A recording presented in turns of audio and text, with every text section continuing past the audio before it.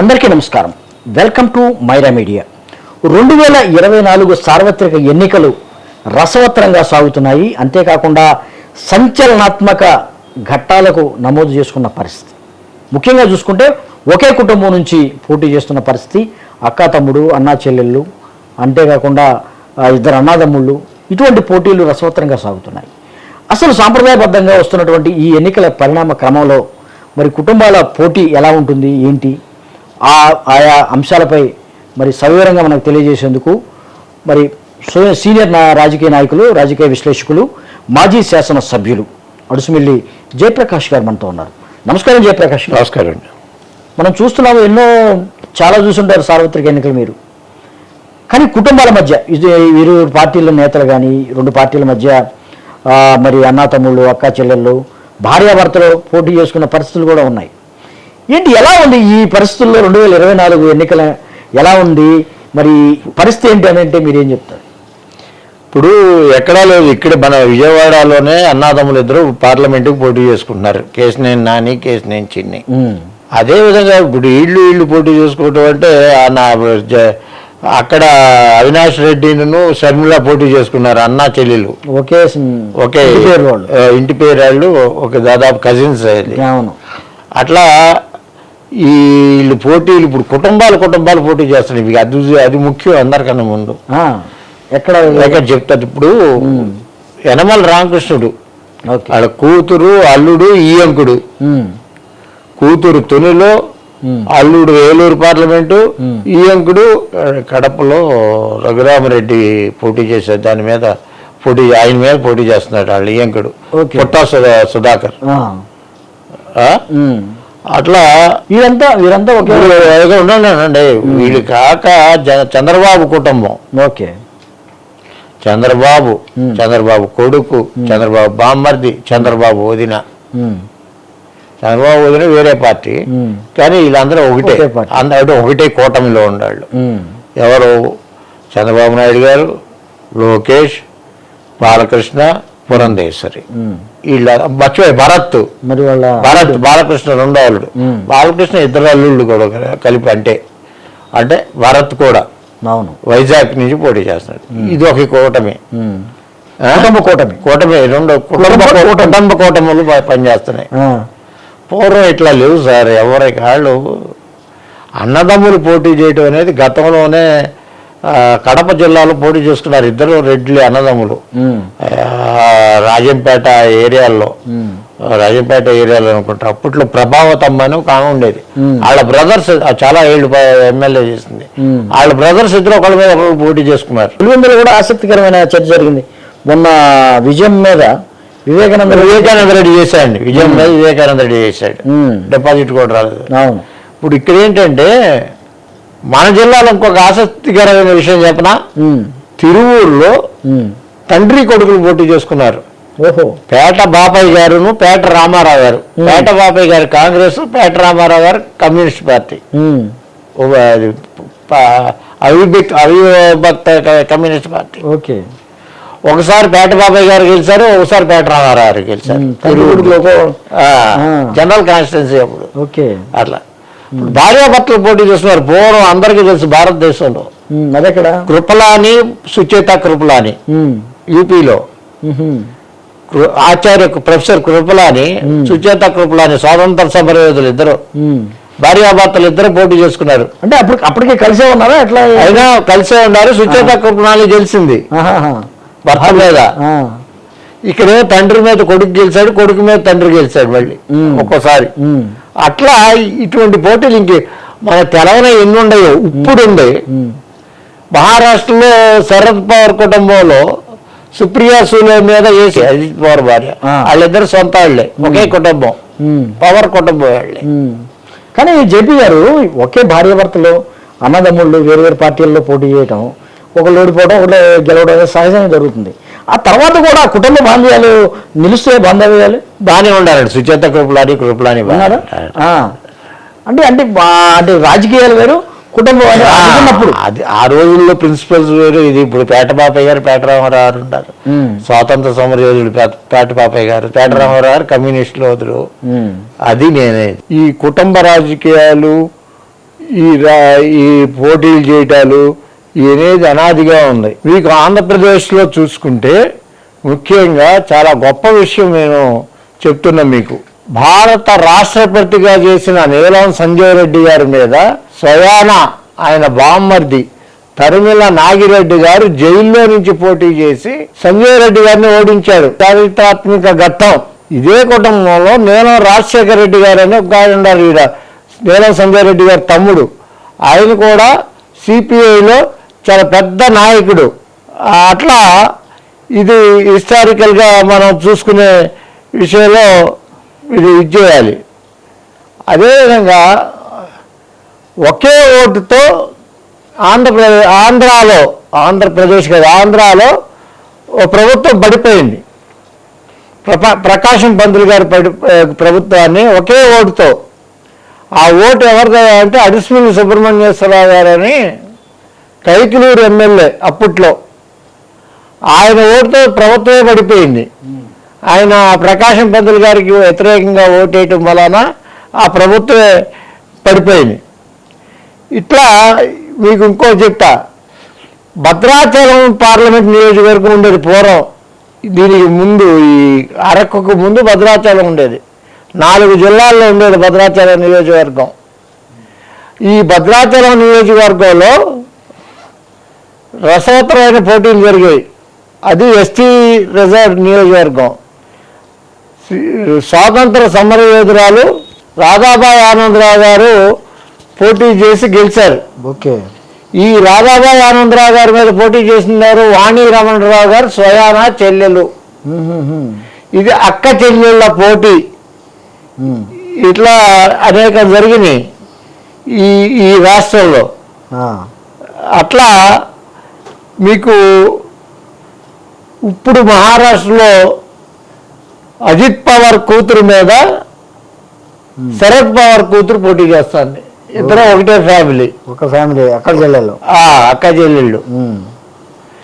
ఇప్పుడు హసన్ సీటు, కర్ణాటకలో Hasan seat Lok Sabha seat ఇదివరకు దేవగౌడ గారు ప్రాతినిధ్యం వహించారు.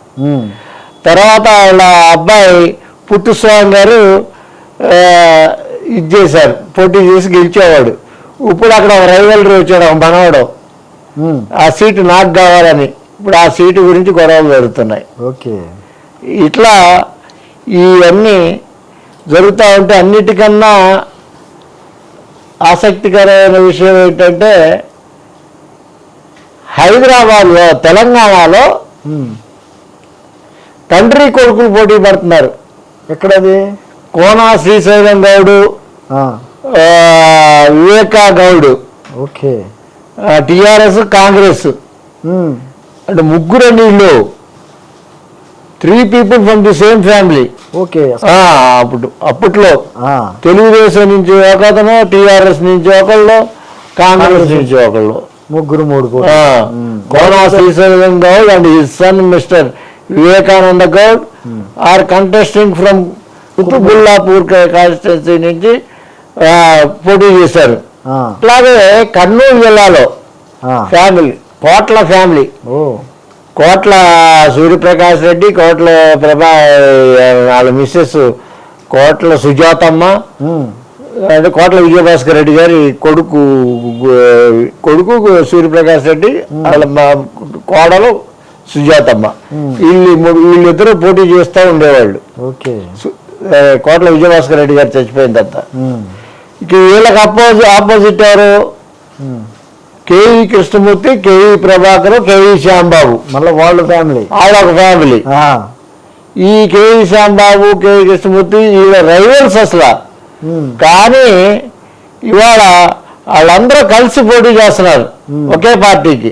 తెలుగుదేశం పార్టీలో పోటీ చేస్తున్నారు ఈ రెండు కూటములు. అవునవును. ఇక మీకు అత్యంత ముఖ్యమైనది ఏంటంటే పోటీలు అయితే జరగట్లేదు కానీ ఆధిపత్య పోరు జరిగింది. The great Raja family, royal family, Ashok Gajapathi Raju ఫ్యామిలీలో గొడవలు జరిగింది. అక్కడ ఆనంద్ గజపతి రాజు అని మాతో పాటు ఎమ్మెల్యే, మంత్రి కూడా చేశాడు ఆయన. వాళ్ళ కుమార్తెకి ఈ అశోక్ గజపతిరాజుకి చాలా గొడవ జరిగినాయి. అవును. ఆ ట్రస్ట్ కి అమ్మాయిని చైర్మన్ గా కూడా వేశారు. చేయడం, ఆ తర్వాత తొలగించడం ఇవన్నీ జరిగింది. కోర్టు తీర్పుతో. అవునవును. ఇప్పుడు అతిథి గజపతిరాజు పోటీ పడుతుంది. అవునండి. అట్లా ఇటువంటి కురుపంలో కానీ అక్కడ రాజ్యాలు కానీ ఇట్లా ఒకరికొకళ్ళు వాళ్ళ కజిన్స్ పోటీ పడటం ఇవన్నీ జరుగుతున్నాయండి ఈ రాజకీయాల్లో. ఇటువంటి అనేకం, 1-2 కాదు. ఇప్పుడు ఉంటే మీకు కనుమూరి బాపిరాజు గారి అన్న కొడుకే కనుమూరి ఈ రఘురామకృష్ణరాజు. ఈ రఘురామకృష్ణరాజు గంగరాజు గారు బావమరుదులే. వీళ్ళంతా రైవల్స్. ఇప్పుడు వేరు వేరు పార్టీల నుంచి ఉన్నారు. ఇప్పుడు కాంగ్రెస్ టికెట్ ఇస్తే బాపిరాజు గారు పోటీ చేయాల్సిందే. అవును. నరసాపురం నుంచి ఇస్తారు పోటీ. వాళ్ళు కాంగ్రెస్ ప్రెజర్ చేస్తే ఇస్తారు. ఇందాక చెప్పాను మీకు, అదే వివేకానంద రెడ్డి వారి కిందసారి విజయమ్మ గారి మీద వివేకానంద రెడ్డి పోటీ చేశాడు. ఇప్పుడు ఇవాళ హత్య రాజకీయాలు ఇవన్నీ చెబుతున్నారు కానీ ఆ రోజుల్లోనే పోటీ చేశాడు. అవును. వీళ్ళకి పడదు. ఇవాళ కొత్తగా ఎస్టాబ్లిష్ చేస్తున్నారు. అవినాష్ రెడ్డి మీద మరి షర్మిల పోటీ చేయటం, అవినాష్ రెడ్డి మీద షర్మిల పోటీ చేయటం, మళ్ళీ జగన్మోహన్ రెడ్డి గారి మీద సునీతారెడ్డి మొదలు, అంటే వివేకానంద రెడ్డి భార్య పోటీ చేయటం. మొదటి భార్య చేయబోతున్నారు. అదే మొదటి భార్య. ఇక్కడ మొదటి భార్య, రెండో భార్య కాదు. ఓకే. చేయబోతున్నారని అదొక వార్తలో, అదొక సమాచారం. ఇట్లా ఈ రాజకీయాలతో ఇదంతా ముడిపడి ఉంది. అంటే right from beginning the historical ఇదేంటంటే తరిమల నాగిరెడ్డి గారు వాళ్ళ బావగారు స్టాల్వర్డ్ భారత జాతీయ రాష్ట్రపతిని జైల్లో ఉండి ఓడించాడు. ఎమ్మెల్యేగా ఇట్స్ గ్రేట్. జైల్లో ఉండి ఓడించాడు తరిమల నాగిరెడ్డి గారు. ఆ తర్వాత ఆయన ఎంపీ అయ్యాడు, లోక్సభ స్పీకర్ అయ్యాడు. అది వేరు. ఈయన తరిమల నాగిరెడ్డి గారు, ఆయన రాజకీయాలు వేరు, ఆయన స్పీచెస్ వేరుగా ఉండే. ఆయన తర్వాత వేరే రాజకీయాల్లోకి వెళ్ళిపోయి ఈ పార్లమెంటరీ ప్రజాస్వామ్య విశ్వాసం లేకుండా వేరే ఎక్స్ట్రీమిస్ట్ పార్టీలోకి వెళ్ళిపోయి ఆయన దాంట్లో చేసి పోరాటాలు చేశాడు. ఆయన కనుక క్రియాశీలక రాజకీయాల్లో ఉంటే సంజయ్ రెడ్డి గారు ఎక్కడ ఉండేవాడు. కానీ జేపీ గారు, ఇక్కడ మనం విజయవాడ తీసుకుంటే ఇద్దరు బ్రదర్స్ పోటీ చేస్తున్నారు మీరు చెప్తున్నారు. కేసినేని బ్రదర్స్, చిన్ని ఒకవైపు, నాని ఒకవైపు పోటీ చేస్తున్నారు. ఏంటి, ఎలా ఉండబోతుంది ఈ రసవత్తర పోరు? ఇప్పటికే మరి నాని 2 సార్లు గెలిచి హ్యాట్రిక్ కోసం ఎదురు చూస్తున్న పరిస్థితుల్లో మరి తమ్ముడు చిన్ని వచ్చేసారు. ఆయన ఈసారి గెలవాలని కూడా ప్రయత్నాలు చేస్తున్న పరిస్థితి. ఎలా ఉండబోతుంది అనుకుంటున్నారు? ఎలా ఉంటుంది ఏంటండి, ఏ పార్టీ బాగుంటుందో పార్టీ బలాలు తప్ప వీళ్ళ బలాలు కొంచెం తక్కువ. అంటే నాని ఆల్రెడీ 2 సార్లు ఎంపీ చేశాడు కాబట్టి అతను మచ్చలేని వ్యక్తి. అతను అవినీతికి దూరం, బ్రహ్మాండంగా డెవలప్ చేశాడు ఏదైనా సరే. ఈ మచిలీపట్నం విజయవాడ 4 లైన్ కానీ, ఇక్కడ ఫ్లైఓవర్లు కానీ, నందిగామ కంచెంచర్ల బైపాసుల్లో 4 లైన్ చేయటం కానీ, ఇటు అనేకమైన ప్రాజెక్టులు చేశాయండి. ప్రతి లాస్ట్ మినిట్ వరకు, తన ఆఖరి రూపాయి వరకు తనకు వచ్చిన ఎంపీ ల్యాడ్స్ మొత్తం నియోజకవర్గాల్లో ఖర్చు పెట్టాడు అభివృద్ధి కార్యక్రమాల కోసం. అదేవిధంగా టాటా ట్రస్ట్ ద్వారా చాలా పాటుపడ్డాడు అభివృద్ధికి కానీ, ఇంకోటి దీన్ని పెంచడానికి కానీ, ఏదైనా సరే వైద్యాలు ఎక్కువ. అటువంటిది వాడికి ఓటేస్తారా, వీళ్ళకి ఇవాళ వచ్చి డబ్బులు ఉన్నాయి, నా దగ్గర డబ్బులు ఉన్నాయని చెప్పి డబ్బులు కుమ్మేసి వాళ్ళు వేస్తారా? కానీ జేపీ గారు అతను చేసిన ప్రజాసేవ ఏంటి? ఇతను ఆల్రెడీ చేశారు ప్రజాసేవ. ఓకే. కేసినేని నాని. కొన్ని ఆరోపణలు అయితే ఉన్నాయి కేసినేని నాని గారి మీద. యాక్చువల్గా ఈయన తెలుగుదేశం నుంచి వైసీపీకి వచ్చినప్పుడు పెద్ద ఎత్తున పార్టీ మారుతారు, పెద్ద ఎత్తున నాయకులు మరి వైసీపీ ఎంతో వస్తారనుకున్నప్పటికీ కూడా చిన్న చిన్నగా నాయకులే కానీ పెద్దగా అసలు మార్పు లేదు. చాలామంది ఈయంతో పాటు నాయకులు కూడా, తెలుగుదేశం నుంచి నాయకులు కూడా మార్పులు ఏంటి పెద్దగా జరగలేదు. జనరల్గా ఉండవండి. పార్టీని వదిలి ఎవరు రారండి. వాళ్ళు చేసే పని వాళ్ళు చేస్తారు. అతని మీద అభిమానం ఉంటే అతనికి పని చేయొచ్చు లోపాయికారిగా. పార్టీ వదిలిపెట్టి జనరల్గా రారు. ఇప్పుడు చిన్ని ఎవరు ఉండారండి అతని వెనకాల ఫస్ట్ ఎవరో చిన్న చేతిక ఎవరో ఈ అలగా జనం ముందు ఉన్నారు. ఇప్పుడు పార్టీ ఎప్పుడైతే అతనికి టికెట్ ఇచ్చిందో అప్పుడు పార్టీ వెనకాల వచ్చింది, కానీ అంత ముందు లేదు. మీరు అది చూసుకోండి. పార్టీ టికెట్ తర్వాత వచ్చారు అంతేగాని ఇప్పుడుకి వైసీపీ అంతా ఇతని వెనకాల ర్యాలీ అవుతుంది. ఇప్పుడు కేసీఆర్ నాని వెనకాల ఉంది. అటువంటిప్పుడు ఇది ఏం అవ్వదు. కానీ కొన్ని వార్తలు కూడా వినిపిస్తుంటాయి, నిజంగా ఒకే కుటుంబానికి చెందినటువంటి అన్నదమ్ముల్ని చంద్రబాబు నాయుడు చీల్చారు, ఇద్దరి మధ్య చిచ్చు పెట్టారని కూడా ఒక ఆరోపణలు అయితే ఉన్నాయి. ఇది నిజమే అంటారా? అంటే చిన్నవి ప్రోత్సహించడం 100% నిజమండి. దీంట్లో మొహమాటం ఏమీ లేదు. చిన్ని అనే అతను లొకేషన్ కొన్నాడు. లొకేషనే కొన్నాడు చంద్రబాబు నాయుడు. నేను అంటలా, లోకేష్కి విపరీతమైన డబ్బులు ఇచ్చాడు. ఆ లోకేష్ మూలానే చిన్ని అనేవాడు ఒక క్యారెక్టర్ వచ్చింది. అయితే చిన్ని అనే క్యారెక్టర్ ఎక్కడదండి? మీకు అర్థమైందా? దీంతో పాటు హోల్సేల్ దీంట్లో కొంత మీకు ఆన్ రికార్డ్ నేను చెప్పేది. వెలిగండ్ల రాము అని గుడివాడ క్యాండిడేట్, వీళ్ళిద్దరు పార్ట్నర్స్, చిన్నిను వెలిగండ్ల రాము. వీళ్ళు కలిసి హోల్సేల్గా కొనుక్కున్నారు ఇది సీట్లు. లొకేషన్ సీట్లు కొనుక్కున్నారు. సీట్లనే చంద్రబాబు మామూలు నాన్న మాత్రమే చంద్రబాబు పాత్ర. అప్పుడు ఈ లోకేష్కి ఈ సీట్ ఇచ్చేదాకా నాన్న మాత్రమే, అంతా లోకేష్ ఈ వ్యవహారాలను వీళ్ళిద్దరి సంగతి నాకు తెలిసి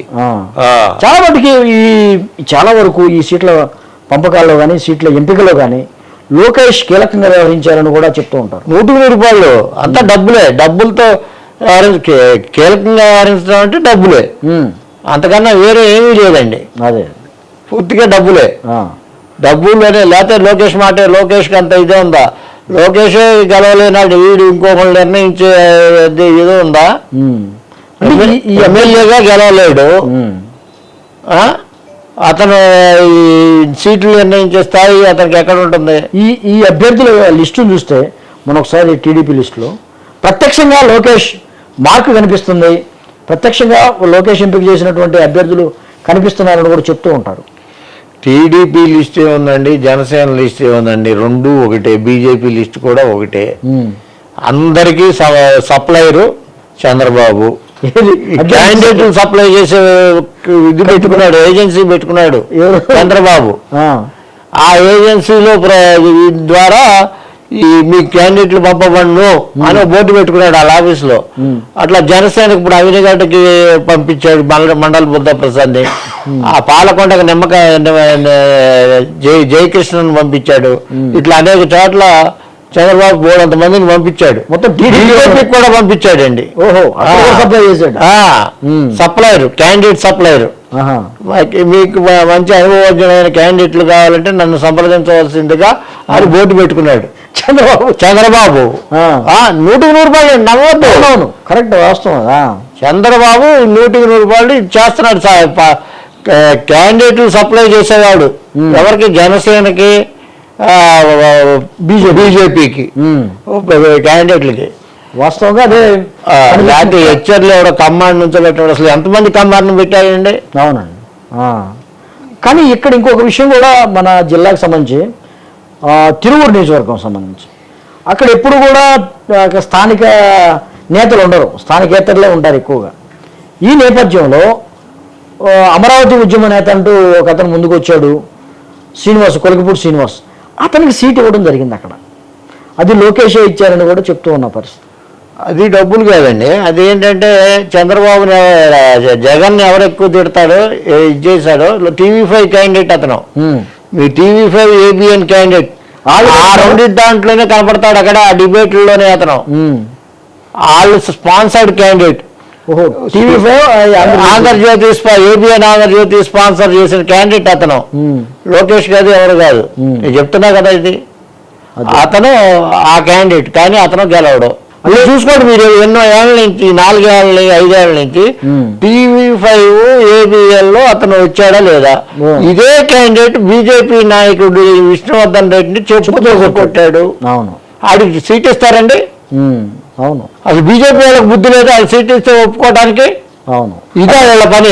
బుద్ధి ఉంది అసలు వీళ్ళకి, బీజేపీ వాళ్ళకి. అసలు నిజంగా మళ్ళా పొత్తు అంటున్నారు, ఒప్పందం అంటున్నారు. అసలు ఇతనికి ఇవ్వచ్చా? అవును, వీళ్ళు ఇవ్వడానికి వీళ్ళు ఒప్పుకోవచ్చా? అవునవును. ఇదే విషయంలో మహాసేన రాజేష్ విషయంలో కూడా జరిగింది.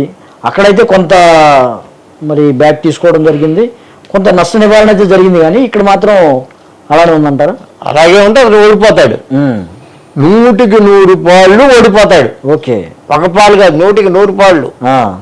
ఎట్టి పరిస్థితుల్లో అతను గెలవనివ్వరు ప్రజలు. వీడి ప్రవర్తన ఏంటో తెలుసు. అసలు ఇక్కడ అమరావతి అమరావతి చెప్పుకుంటే అమరావతిలో ఎక్కడ ఉన్నాడండి ఇతను? అమరావతి సంబంధం అండి లేదు. ఊరికే అమరావతి ఉద్యోగం 2 రోజులు 3 రోజులు వచ్చి వెళ్తా ఉంటాడు. అసలు హైదరాబాద్ లో ఉంటాడు ఇతను. హైదరాబాద్ వాసి. మీరు ఎప్పుడైనా చూడండి, ఏబిఎన్ స్టూడియోలో ఉంటాడు, లేకపోతే టీవీ5 స్టూడియోలో ఉంటాడు ఇతను. అదేలేండి. సో ఎలా ఉండబోతుంది రిజల్ట్? అయితే ఎలా ఉండబోతుంది? ఏది ఇప్పుడు కుటుంబాలు అన్నదమ్ములు పోటీ చేస్తున్న తరుణం ప్రస్తుతం. ఈ అన్నదమ్ములు ఈ ప్రభావాలు ఈ ఉండవంటి పార్టీల ప్రభావాలే. ఓన్లీ జగన్ ప్రభంజనం ముందు ఏ అన్నదమ్ములు అక్క చెల్లెళ్ళు ఎవ్వరూ ఆగలేరు. ఈ ఎన్టీఆర్ కుటుంబం అంటే చంద్రబాబు కుటుంబం మొత్తం ఇది అయిపోతుంది, కొట్టుకుపోతుంది గాలికి. ఈ జగన్ గాలికి కొట్టుకుపోతుంది. ఓకే, ఇది మొత్తం వీళ్ళందరూ మొత్తం ఈ చంద్రబాబు ఫ్యామిలీ కానీ ఇంకొకళ్ళు కానీ యనమల రామకృష్ణుడు ఫ్యామిలీ కానీ ఇంకొకళ్ళు అయినా సరే ఈ జగన్నాథ రథచక్రాల కింద నలిగి శల్యం అయిపోవాల్సిందే వీళ్ళు. ఓకే, మొత్తం జగన్నాథ రథచక్రాల కింద నలిగిపోయే బ్యాచ్ల్లో వీళ్ళందరూ ఉన్నారు. ఓకే, ఇది జేపీ గారు చెప్తున్నారు. ఏదైతే జగన్నాథ రథచక్రాలు వస్తున్నాయి కాదు, వచ్చేసాయి, ఆల్రెడీ వచ్చేసాయి. ఈ కుటుంబ పాలన కానీ లేకపోతే కుటుంబ వ్యవస్థను కానీ ఏదైతే మరి కొమ్ము కాస్తున్న టీడీపీ వర్గాలను కానీ ఇవన్నీ తొక్కుకుంటూ వెళ్తున్న పరిస్థితి. ఈ జగన్నాథ రథచక్రాల ముందు ఎవరైనా సరే నలిగిపోవాల్సిందే. ఖచ్చితంగా వైసీపీ మరోసారి ఈ రాష్ట్రంలో ప్రభుత్వాన్ని ఏర్పాటు చేస్తుంది. ముఖ్యమంత్రిగా జగన్మోహన్ రెడ్డి రాబోతున్నారని జేపీ గారు ధీమా వ్యక్తం చేస్తున్న పరిస్థితి. నమస్కారం.